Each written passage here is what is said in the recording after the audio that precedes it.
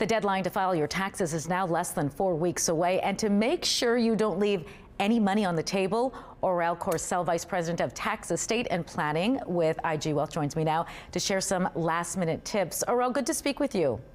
Nice to be back, Maralee. First, maybe fill us in. Are there any tax changes this year we should be aware of? There are probably a few that people really should be aware of. They were in the press late last year, early this year, but really have to keep them in mind. The first one I would highlight would be the change in the ability to claim charitable donation credits. As most people know, almost all tax credits and deductions can be claimed on your 2024 return if they're typically paid before December 31st.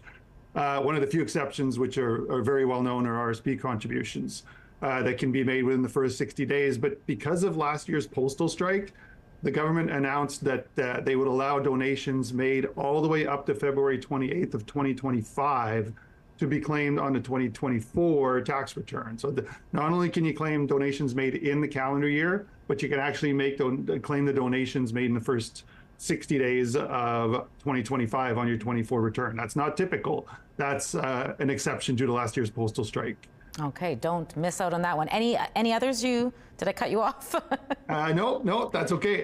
Essentially, the other big one is really surrounding the capital gains inclusion rate change that was announced last year in last year's budget. Yeah, you may remember the capital gains inclusion rate was proposed to be changed from 50% to 66 2/3% for gains realized after June 24th of 2024.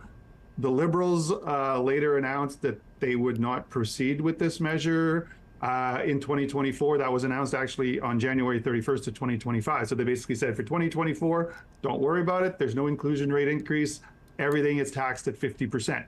Now, because that was announced so late into 2025, it caused a lot of confusion in terms of tax slips and tax software being prepared properly.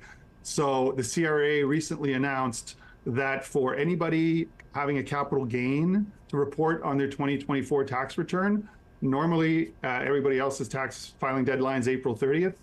Anybody with a capital gain or loss to report can actually have until June 2nd of 2025 to file and pay their taxes without having to pay any late filing fees or any interest.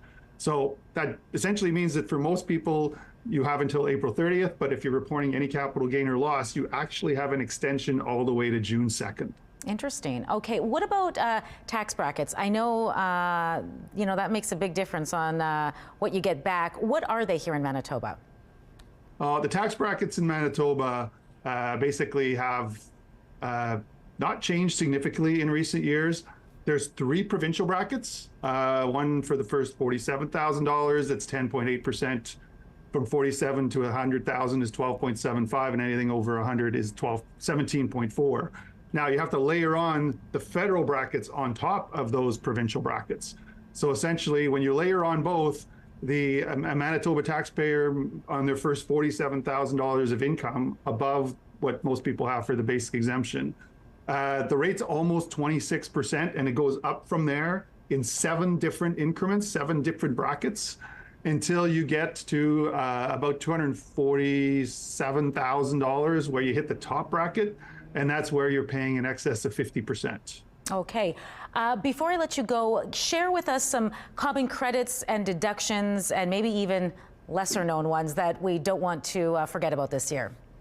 Okay, one that probably people would think about very recently, the carbon tax fuel surcharge was removed. I think you and I both benefited, as well as many other people, of lower gas prices this week.